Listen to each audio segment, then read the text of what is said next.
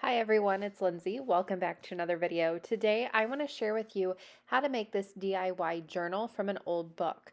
Quick disclaimer, if you are looking for a proper bookbinding tutorial, this is not the video for you. If you're looking for a short little video, this is not the video for you. You can click away now. With that out of the way, let's go ahead and get started. I am going to be using this old encyclopedia. Now, if you know anything about old encyclopedias, you know they come as a huge set. I found these at a local Goodwill. I picked a few of them up where I liked the words on the outside of them. I didn't get the whole set. I kind of am kicking myself now for that. But any sort of hardcover book will do. The first thing you want to do is go ahead and take out the text block. Now I'm going to save my text block. There are a number of different craft projects you can use that for. You can tear them up and use them in junk journaling, those kinds of things. The great thing about these encyclopedias is they're not really useful anymore. Um, these were used back in the day when we didn't have access to the internet at our homes or those kinds of things. You had to go to the library and you had to use encyclopedias, which is crazy to think.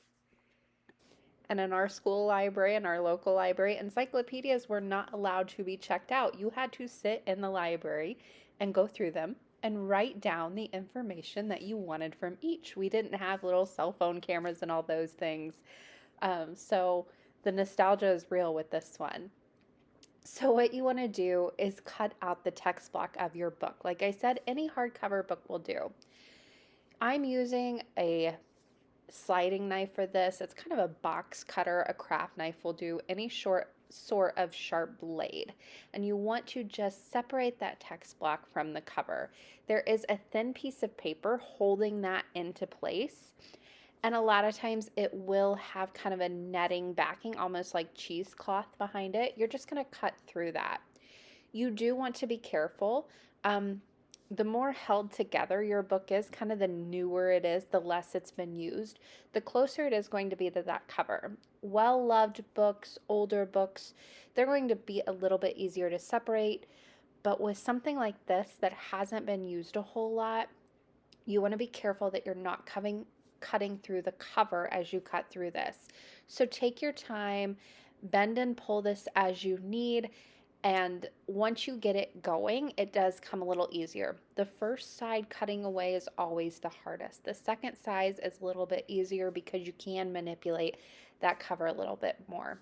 So take your time and just nice little slits, and then you can kind of rip it away and use your blade. Don't force it.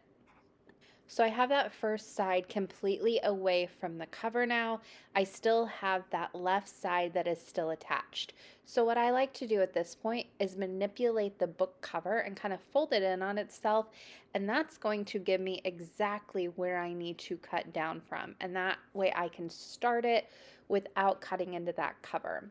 If you do cut into your cover, no big deal. You can fix that with a little book tape or like a strong Gorilla Tape on the inside that will hold together that slash. If you're using this for personal use, it's not going to be that big of a deal. Like I said, any book is going to do in this situation. I just happen to love the look of the encyclopedia for kind of a junk journal feel. I think it's really neat. And I don't have any use for these. Also, like I said, I save my text block. I use my text block in my junk journaling. I chop them up, I tear them up, I use them to create paper. So I have a video that is all about paper making. You can find that linked in the top right hand corner. You can coffee dye them. I have so many videos on my channel where I use these text blocks. So it's not going to waste, but right now I want it separated from the cover because I'm going to use that cover to create my own junk journal. So this is ready to be set off to the side. I'm still going to keep it together. You can tear these pages apart if you want and have them all separate. I just like to leave them as one. So I did do a little bit off screen. I did cut away some of those extra pieces that were left in there from cutting away the text block. I just use scissors for that. It's very simple. You just run them up the side to create kind of a straight edge. And then I'm going to measure my spine.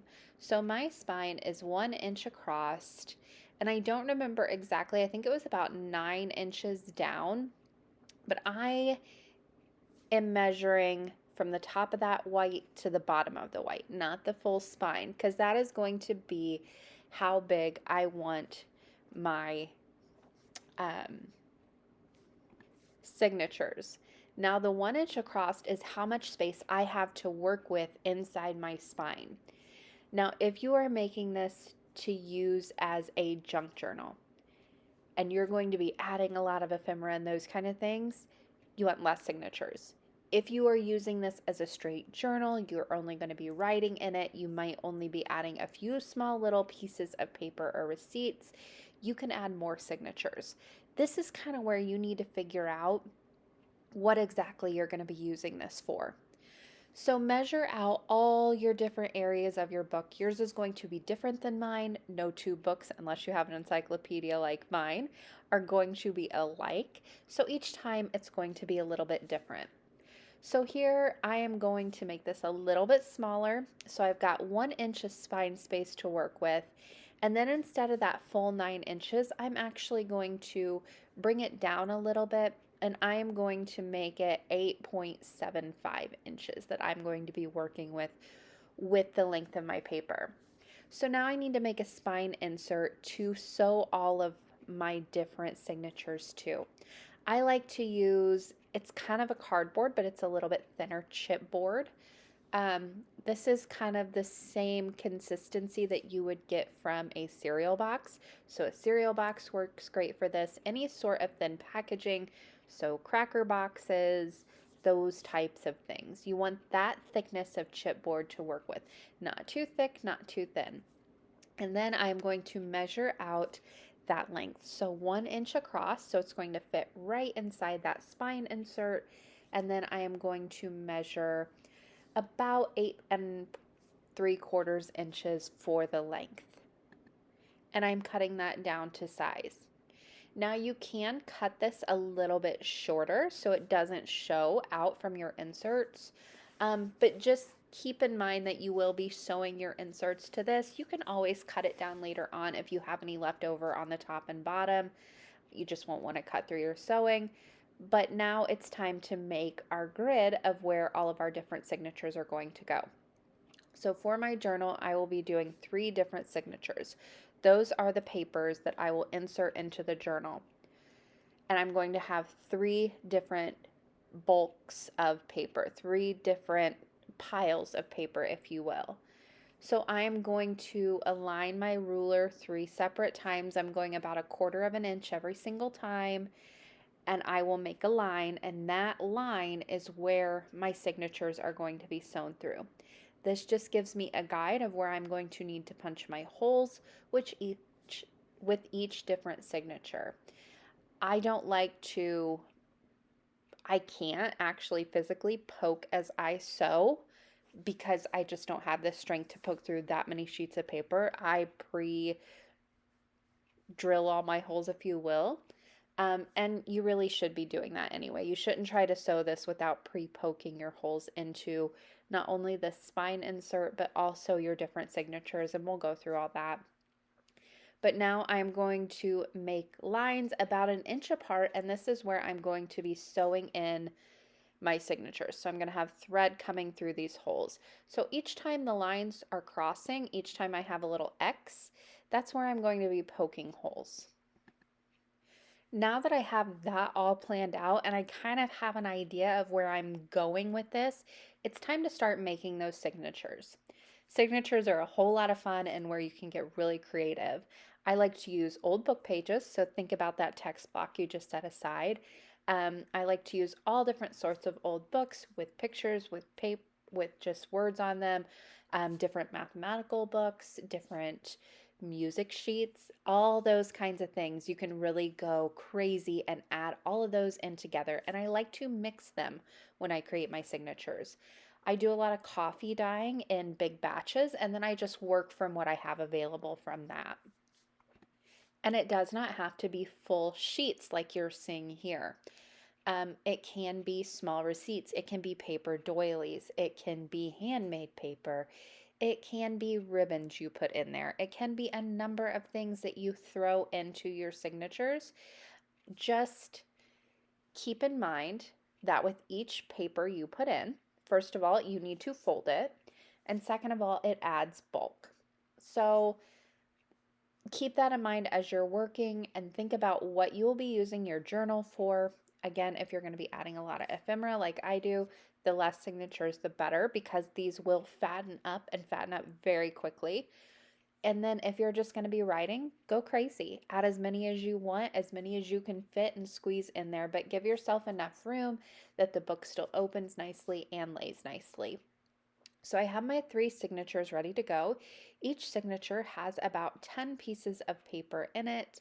Or no, excuse me, 5 pieces, but those 5 pieces are folded in half, which does create 10 pieces.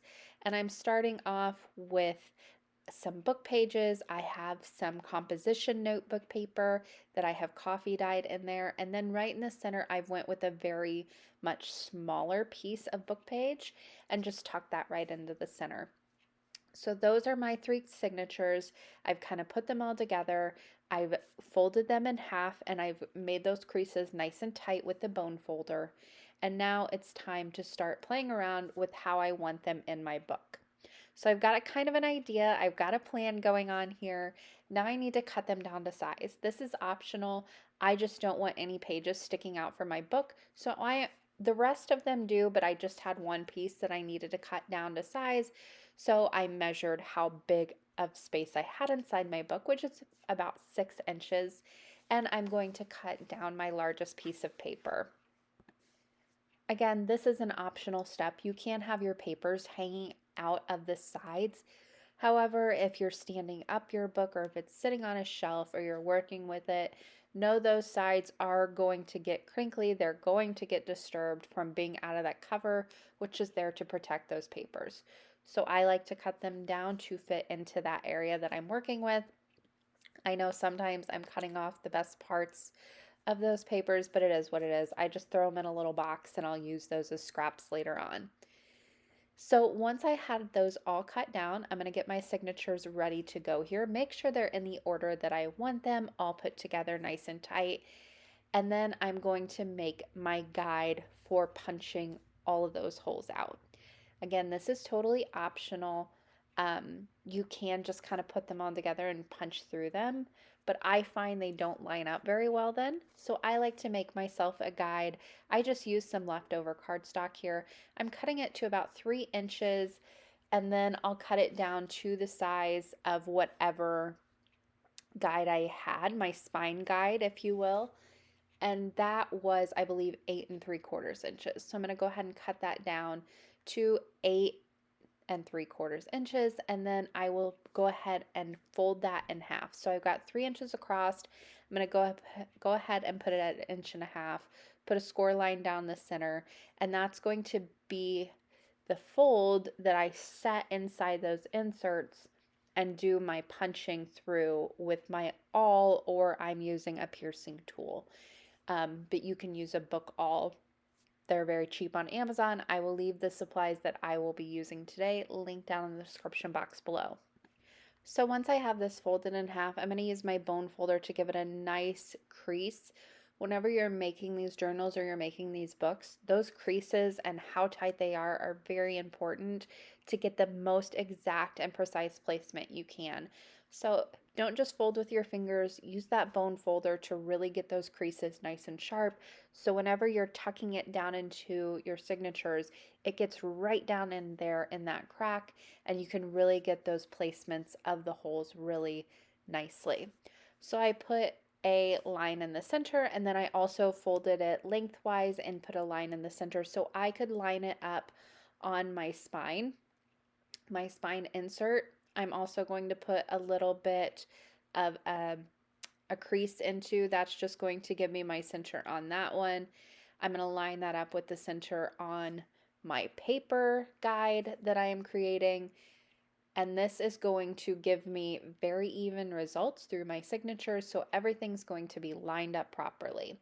Now you can see all of my little lines there that are going across on my chipboard spine, and I'm going to put all of those little marks right onto my paper guide. This is where all of those folding marks come in very handy. This makes it so it is nice and even all the way across. I'm just going to put all of those little marks onto it. There, I have it ready to go. And now I can start punching holes in all of my signatures. I'm going to first start by punching the hole in my paper guide, using those pencil marks as my guide for putting those holes in.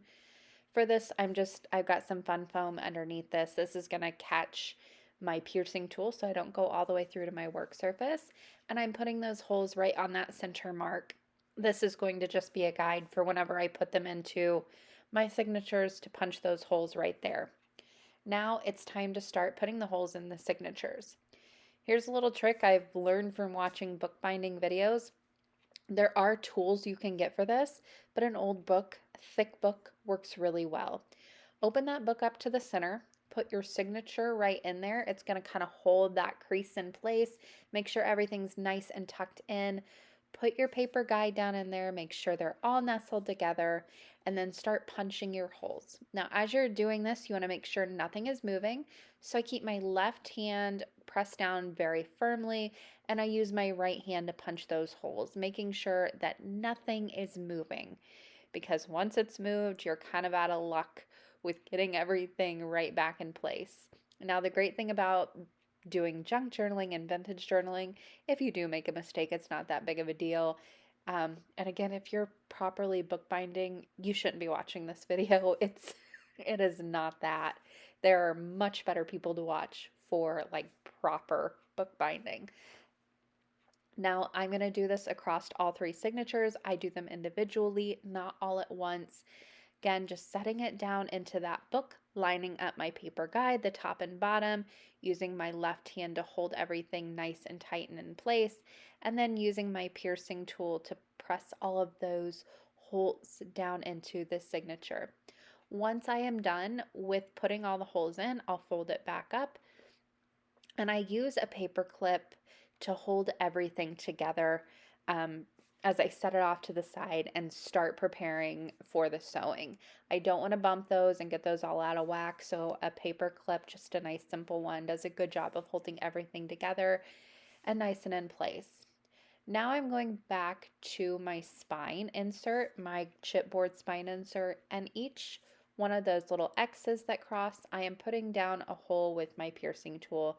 Again, I've got that fun foam underneath to catch my piercing tool. You can do this ahead of time.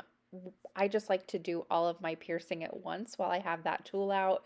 So that's kind of the reason I go in the order I do. Do all of my cutting at once. I do all of my paper piercing at once. I do all of my sewing at once.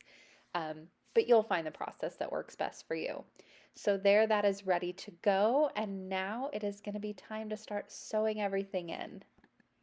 If you are making a book to sell, you probably want to do a little bit more research, and you probably want to get proper bookbinding thread. Either that or get a nice cotton thread and coat it with beeswax like they do, which is what bookbinding thread is. So either buy your bookbinding thread or you can make it yourself. Again, probably not the video for you if that's what you're doing. But for myself, I like to just use DMC embroidery floss. It is nice and thick, it is strong. I have it on hand in a number of colors, and that's what I like to use. And that's what I will be using to sew in my inserts. Now, for each one, I am going to just simply follow those hole marks that I made. And I'm going to go up through the back of the spine insert, up through the first hole, and back down through the second hole, and back down through the spine insert. And then I will just continue to do that until I get to the top of the insert.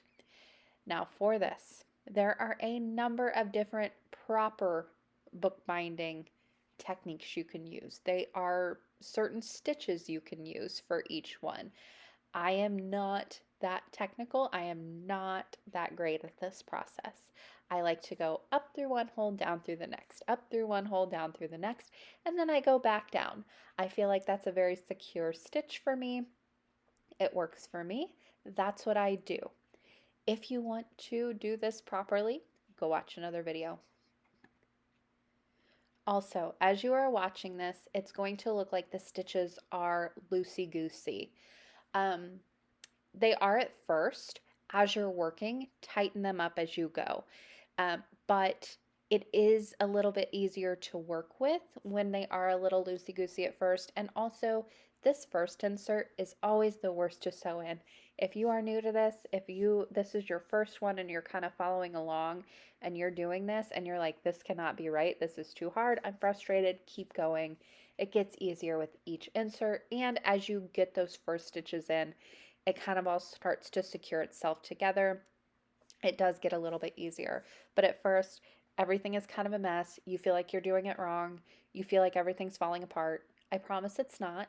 If you need help keeping everything together, first of all, I would suggest not putting in any small pieces of paper like I have in the center. So if you find that sewing is frustrating, that little piece right in there, take it out. Don't start with little inserts. Start with your larger ones.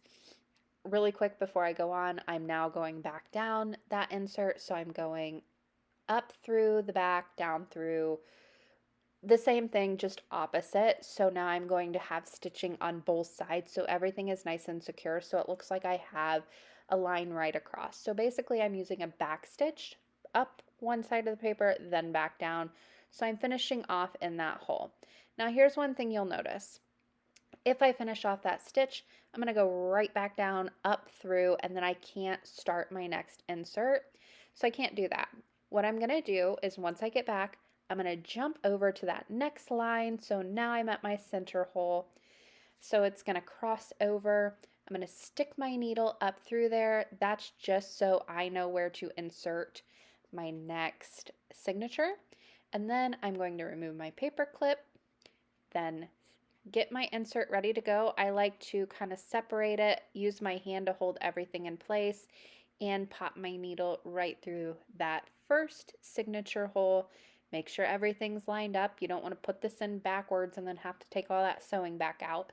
So put that right in through that hole, making sure everything's held together, and then pull it through. Then you're going to go right down through that next hole that is in your signature, and then you're going to come through the back of that chipboard piece. And again, you're just going to continue that back stitching all the way across this, all the way up to the top, then all the way back down again, and then we'll put in our third insert. Now again, if you are doing this and you find yourself frustrated, first of all, try and work through it. I promise it gets better the more you do it. That first one is always the worst. Second of all, those smaller inserts are the worst to sew in. So if you find yourself having trouble, take them out of there. Start with all the same piece of paper. That does make it a little bit easier to work with. And if you do have all of the same size of paper, what you can actually do is use those paper clips to your advantage and fasten the top, so the top and the bottom, with the paper clip on one side and the other. So I like to do a top on the right side, a top or a bottom on the left side, and that will hold everything together nice and tight so it doesn't shift around on you as much. Now for mine, I really can't do that because all of my papers are different sizes, plus I have that very small insert in the center, so I did make it a little bit harder on myself. However, if you find yourself having trouble, just use those tips. So take out these small inserts, take out all of those little fancy things as you're starting off with, so your paper doilies and things like that, those are going to be harder to sew in. Start off with the same size paper all the way across, so then you can use paper clips or any kind of clip to your advantage and hold them all in place while you're sewing so they don't shift as much on you. Now again, once I started off, I went through up, then back down, up, then back down, and then I came back down to the bottom where I started. Now, if I go back to where I started, it's going to go back up through that signature, the center of the one I was just working on. So I'm going to take this opportunity to jump over to the next line and my next signature and come up through that first hole and up through that signature on the bottom hole. And then I'll just continue sewing along like I did all those other ones. So up through that hole, back down through the next one, and back down through that cardboard piece. As you are doing this, to make sure that everything is tight, but not too tight.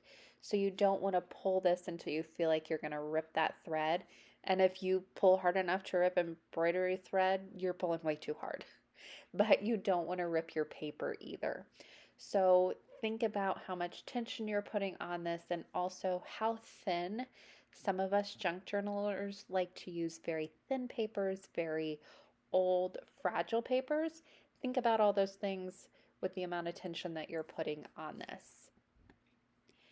Now, if you ever do need to change thread while you are doing this, you can tie this off on the back and start again. I would just come up through the back, tape it down, tie it off and tape it down with a string next to it. And then start a new thread the same exact way with a knot on the back and coming up through that same hole. But I like to try and start off with as much thread as I need. If I'm doing a large number of signatures, I can't. The thread will get tangled up. But if you count out, so if you take your thread, so here I'm using the embroidery floss, and I will count out, so I'm going up 1, back down. So I'll hold my thread up to the signature, and then I'll do from that end, then I'll do another one because I'm going up once, coming back down. So I'll do that for each signature. So for this I had 3, so about 6 times, and then I'll add another couple onto that just to give myself a lot of wiggle room. And normally I can get it pretty close to the amount of thread I'm going to use. If you're looking at that amount of thread though and it's super long and you're like, I can't work with this much, just start and stop your thread. Here you can see how close I was to needing to add new thread, but I was determined to make it through. So I just kind of went with what I had left, and I was left with just a very small amount left over. It can get a little finicky to work with, but again, you can just tie that off and start a new one. I was so close to the end here though, I did not want to do that. So I just worked with what I had left over here. I kind of suffered through, if you will.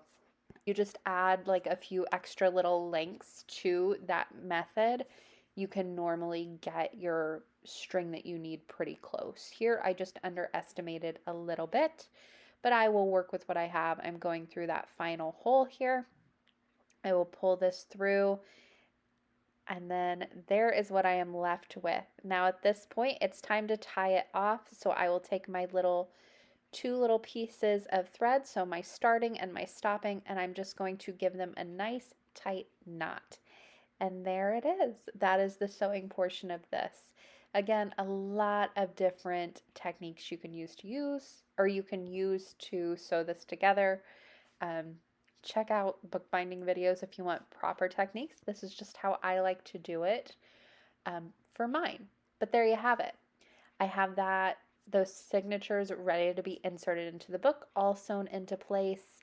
You will notice that there's quite a bit of space between them. That is purposeful because when I do my junk journaling, I add a lot of ephemera. So that is going to really bulk this book up, and having those extra spaces in there allows me to add more into it. One thing I like to do to keep the stitching in place, so in case I actually or accidentally do end up like cutting it or hooking it or anything like that as I'm journaling, I like to just give this a good tape on the back. I'm just using some masking tape. You can use bookbinding tape. There are a lot of different things you can use. Washi tape would work great for this, but I'm just using some masking tape here, and I'm taping each one of those threads down. So in case something does break or rip, it's still got that in there holding it together as much as it can. It also helps hold the tension, so I am less likely to catch those threads as I'm working if I do put this tape on. So I'll just press that down right onto the back of each one of those threads and cut it off. Now this is a little bit of a slicker surface, and because I will be taping this in, I'll just use a sanding block to rough up that edge or the back of it just a little bit. It makes it a little bit easier to sew in and the glue hold together. Now to glue everything in, I will be using a PVA glue. PVA glue to me is a little bit of white school glue mixed with some water. That is what I use because that's what I use. I'm using a foam brush to put a layer onto the spine. You don't want a lot, just a little. You don't want this soaking wet because it will take forever to dry. And honestly, it's not great for the book itself to have that much moisture in it. Then I will apply a very thin layer to the back of the spine as well. And again, using that foam brush to brush that on. And then I will put that right down into the book. You want to make sure, check once before you glue it down, make sure everything's lined up and make sure it is oriented the right way in your book. There's nothing worse than going back when everything's glued together and seeing that your signatures are upside down. Then it's a booger to take out because this is glued right to that spine. It's not kind of glued in like it was before. It's a lot harder to get out. So I'm going to line up that spine right inside the spine of the book cover and align it and press it down. I like to use a bone folder to get in there and make sure I've got good adhesion all the way around. And then you have to set this aside to dry. Now that does take some time. I like to leave mine overnight. You can leave it a few hours, but make sure that this is dry before you move on to the next steps. Now, honestly, you could be done here. You have your signatures inside your book cover. You can finish this later and decorate your two covers later on. Add washi tape to cover up where that spine insert is. You can stop here and be done. You are ready to go. You will also notice some of those spine inserts, you can see through your different signatures. That will go away as you fill this journal with different things. So the bulk will change the look of that, and I'll show you that at the end of some finished journals of mine. But for this to dry, I like to go ahead and put a couple different jars on each side of that spine, hold it straight upright, and just let it dry like that overnight. Now for extra secureness for mine, I put a little piece of, this is Gorilla Tape. You can use bookbinding tape, you can use whatever tape you want in there to hold it down. You don't even have to do this. I just like to do that to make sure that everything stays put. But there you have it. You can leave this as is. You're ready to go at this point.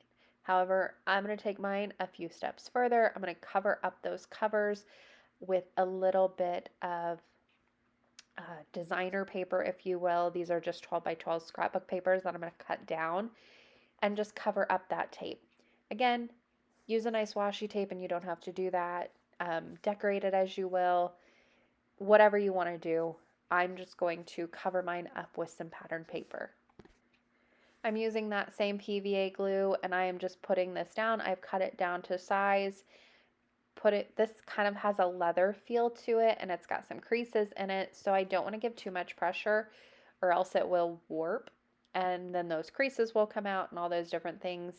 But just a little bit of pressure to kind of hold that down onto the glue and pressing it down onto that paper surface to get it to stay, if you will.